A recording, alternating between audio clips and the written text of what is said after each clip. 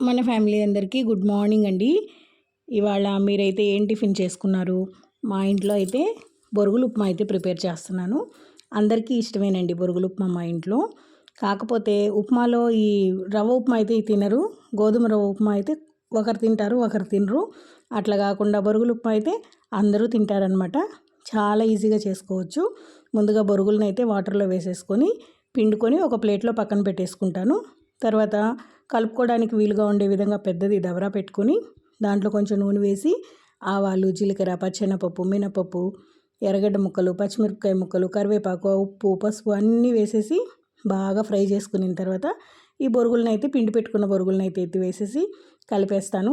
Taste అయితే చాలా బాగా వచ్చింది. చూసారా ఎంత బాగుందో. దీన్ని కొంచెం నిమ్మకాయ పిండుకొని శనగల పొడి వేసుకొని కానీ తిన్నామంటే చాలా టేస్టీగా ఉంటుంది. మా వారు ఎక్కువగా ఏపమాల వేసుకున్నప్పుడు ఇదే టిఫిన్ కింద తీసుకుంటారనమాట. మాకు కూడా చాలా ఫేవరెట్ అయిపోయింది. చేసి ఈజీ అనిపిస్తుంది కూడా. నాకు చాలా ఇష్టం మాకు.